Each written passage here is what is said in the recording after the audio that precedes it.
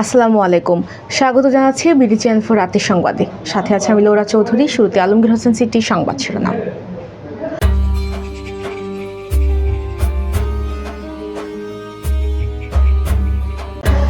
KG এলপিজিতে দাম বাড়ল 212 টাকা। কিশোরগঞ্জে 3,95,000 শিশু পাবে হাম রুবেলা টিকা। পাকুন্দিয়ায় ফুটবল খেলা নিয়ে সংঘর্ষ ও পুলিশের উপর হামলার ঘটনায় 1000 জনকে আসামি করে মামলা, গ্রেফতার 13। ইটনায় ধান কাটার মৌসুমে ন্যায্য মূল্য না পাওয়ায় হতাশ কৃষক।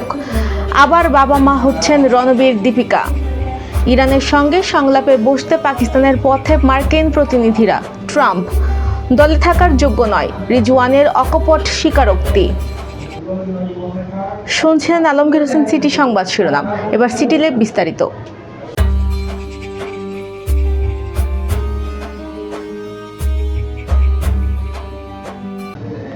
দেশের বাজারে তরলীকৃত পেট্রোলিয়াম গ্যাসের দাম বাড়িয়েছে সরকার। ভোক্তা পর্যায়ে 12 কেজি এলপিজি সিলিন্ডারের নতুন দাম নির্ধারণ করা হয়েছে 1940 টাকা। এতে এলপিজির 12 কেজির সিলিন্ডারে এক লাফে 212 টাকা দাম বাড়ল। এ নিয়ে এক মাসে 2 বার সিলিন্ডারে এলপিজির দাম বাড়ল। এক বিজ্ঞপ্তিতে দাম বাড়ানোর বিষয়টি জানিয়েছে বাংলাদেশ এনার্জি রেগুলেটরি কমিশন। নতুন দর রোববার সন্ধ্যা থেকে কার্যকর হবে। এবার স্যাফরন ডিলাইট স্থানীয় সংবাদ।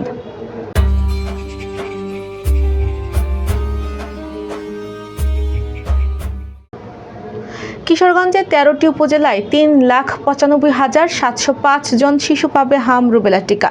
6 মাস থেকে 5 বছরের কম বয়সী শিশুকে এই টিকা দেওয়া হবে। আজ বিকাল 3টায় জেলা সিভিল সার্জন অফিস কার্যালয়ের সম্মেলন কক্ষে এক সংবাদ সম্মেলনে সাংবাদিকদের এসব তথ্য জানানো হয়। সংবাদ সম্মেলনে civil surgeon doctor Abhijit Sharma জানান, সারা দেশে হামের প্রকোপ বৃদ্ধি পাওয়ায় আগামী 20 এপ্রিল থেকে 6 মাস থেকে 5 বছরের কম বয়সী সকল শিশুকে হাম ও রুবেলা রোগ থেকে সুরক্ষিত রাখতে সরকার জাতীয় পর্যায়ে ব্যাপক টিকাদান কার্যক্রম গ্রহণ করেছে। কিশোরগঞ্জের পাকুন্দিয়া উপজেলায় ফুটবল খেলাকে কেন্দ্র করে সংঘর্ষ ও পুলিশের উপর হামলার ঘটনায় 39 জনের নাম উল্লেখ সহ অজ্ঞাত আরও 1000 জনকে আসামি করে মামলা দায়ের করা হয়েছে। এই ঘটনায় ইতোমধ্যে 13 জনকে আটক করেছে পুলিশ। বিশাল সংখ্যক মানুষকে এই মামলার আসামি করার বিষয়টি নিয়ে এলাকায় ব্যাপক চাঞ্চল্য সৃষ্টি হয়েছে।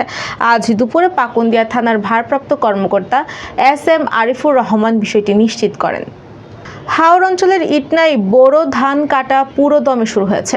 এবছর বোরো মৌসুমে ইটনা উপজেলায় 27,410 হেক্টর জমিতে বোরো আবাদ করা হয়। মাথার ঘাম পায়ে ফেলে কৃষক বোরো আবাদ করলেও বোরো কাটা মৌসুমে ধানের ন্যায্য মূল্য না থাকায় হতাশায় ব্যক্ত করেছে ভুক্তভোগী কৃষকগণ। বর্তমানে স্থানীয় বাজারে প্রতি মণ ধান বিক্রি করতে হচ্ছে 730 টাকা থেকে 800 টাকায়। কৃষক গোলাম রহমান বলেন, ধান কাটাই মৌসুমে ধানের দাম না পেলে আমরা কৃষকগণ ক্ষতির মুখে পড়ব। এবার বেলিফুল ক্যাফে অ্যান্ড রেস্টুরেন্ট বিনোদনের সংবাদ।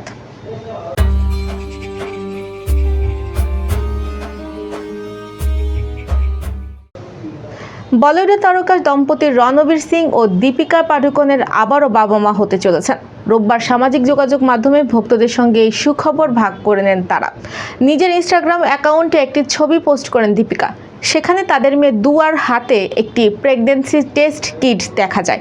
ছবির মাধ্যমে দ্বিতীয় সন্তানের আগমনের বার্তা দেন এই তারকা জুটি। এর আগে 2013 সালে গলিও কে রামলীলা সিনেমার শুটিং সেট থেকে প্রেমের শুরু হয় রণবীর দীপিকার। এবার জীবনদীপ হেলথ সেন্টার আন্তর্জাতিক খবর।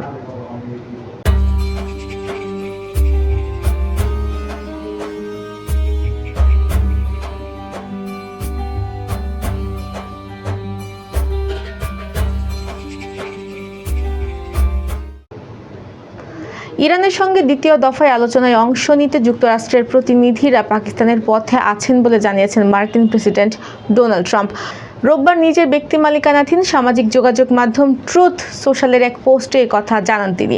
একই দিন নিউ ইয়র্ক পোস্টকে দেয়া এক সাক্ষাৎকারে ট্রাম্প জানিয়েছে, তার বিশেষ দূত স্টিভ উইটকফ এবং জামাতা জারেড কুশনার এই প্রক্রিয়ার সঙ্গে যুক্ত থাকবেন। এ খবর দিয়েছে CNN।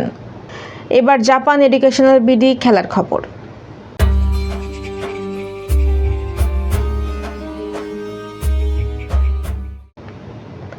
7 ম্যাচের সবগুলোতেই হেরে পাকিস্তান সুপার লিগে নিজেদের প্রথম মৌসুম থেকে বিদায় নিশ্চিত করেছে রাওয়ালপিন্ডিজের। শনিবার লাহোর কালান্দার্সের বিরুদ্ধে 32 রানে হেরেছে পিন্ডিজ। দলটির শোচনীয় অবস্থায় ব্যক্তিগত পারফরম্যান্সের কারণে সংবাদ সম্মেলনে কাঠগড়ায় দাঁড়াতে হয়েছে অধিনায়ক মোহাম্মদ রিজওয়ানকে। পাকিস্তানের তারকা ব্যাটার সোজাসুজি স্বীকার করে নিলেন বর্তমান ফর্মে জাতীয় দলে খেলার যোগ্যতাই তার নেই। দর্শক, সংবাদ শেষ করার আগে ম্যাপেল ইন্টারন্যাশনাল স্কুল সংবাদ শিরোনামগুলো আরও একবার।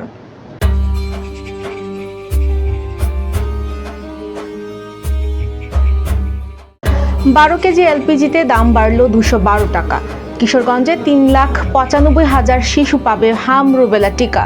পাকুন্দিয়ায় ফুটবল খেলা নিয়ে সংঘর্ষ ও পুলিশের উপর হামলার ঘটনায় 1000 জনকে আসামি করে মামলা, গ্রেফতার 13। ইটনায় ধান কাটার মৌসুমে ন্যায্য মূল্য না পাওয়ায় হতাশ কৃষক। আবার বাবা মা হচ্ছেন রণবীর দীপিকা।